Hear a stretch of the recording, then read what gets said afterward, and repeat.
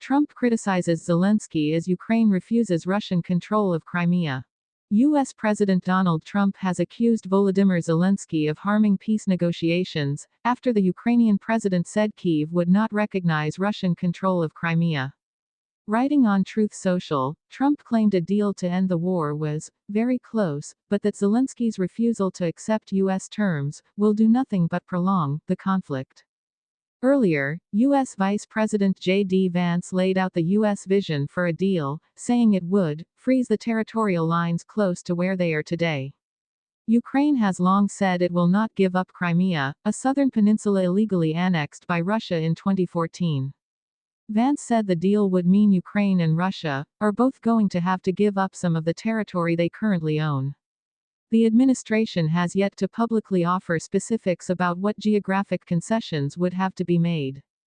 When asked by reporters at the White House about whether the administration was looking to recognize Russia's sovereignty over Crimea, Trump said he just wanted to see the war end. "I have no favorites. I don't want to have any favorites. I want to have a deal done," he said. Recognizing Russia's illegal occupation of Crimea would not only be politically impossible for Zelensky to accept, it would also be contrary to post-war international legal norms that borders should not be changed by force. He has consistently rejected the suggestion that his country give up its claim to the Crimean Peninsula. "There's nothing to talk about here. This is against our constitution," he said. Overnight, Ukraine reported a Russian missile and drone attack on several regions.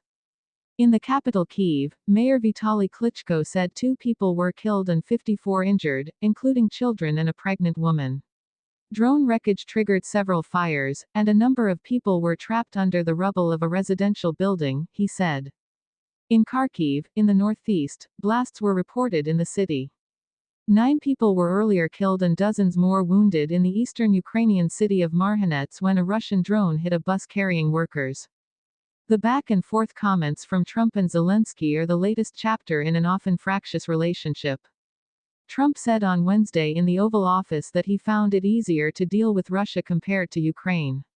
"I think Russia is ready," Trump said, noting he believed they were nearing a deal with the Kremlin but aren't there with Ukraine. "I thought it might be easier to deal with Zelensky. So far, it's been harder." He left open the idea of meeting with the Ukrainian leader when world leaders gather for Pope Francis's funeral on Saturday.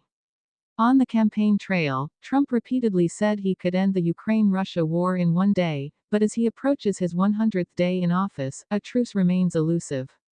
The president is frustrated, White House Press Secretary Caroline Leavitt told reporters. His patience is running very thin. Vance warned on Wednesday that the U.S. would walk away from its deal-making role if Russia and Ukraine do not come to an agreement, echoing comments last week by Trump and U.S. Secretary of State Marco Rubio.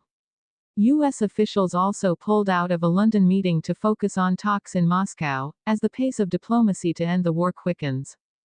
The London talks between officials from the UK, France, Germany, Ukraine and the US aimed at securing a ceasefire were downgraded this week after Rubio and Special Envoy Steve Witkoff pulled out. Instead, Trump's Ukraine envoy Jen Keith Kellogg attended the talks in London, and Witkoff will head to Russia to meet President Vladimir Putin for the 4th time. British diplomats said they were not entirely clear why Rubio and Witkoff had pulled out of the London talks. The U.S. State Department blamed logistical reasons, but it was clear the decision was last minute and left the Foreign Office wrong-footed. Speaking to BBC Radio 4's Today program, Yuri Sak, an advisor to Ukraine's Ministry of Strategic Industries, said Ukrainian negotiators would attend the London meeting on a very clear, narrow mandate to achieve a ceasefire that will pave the way for further talks.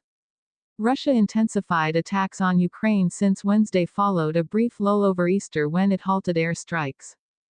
Putin called a temporary ceasefire for the Easter weekend, but UK Defence Secretary John Healey told the House of Commons on Tuesday that British military intelligence had found no evidence of a let-up in attacks. While Putin has said he declared an Easter truce, he broke it, he said. While Putin says he wants peace, he has rejected a full ceasefire, and while Putin says he wants to put an end to the fighting, he continues to play for time in the negotiations. It is estimated that hundreds of thousands of people have been killed or injured on all sides since Russia invaded Ukraine on the 24th of February 2022, and nearly 7 million Ukrainians are currently listed as refugees worldwide. The conflict goes back more than a decade, to 2014, when Ukraine's pro-Russian president was overthrown. Russia then annexed Crimea and backed militants in bloody fighting in eastern Ukraine.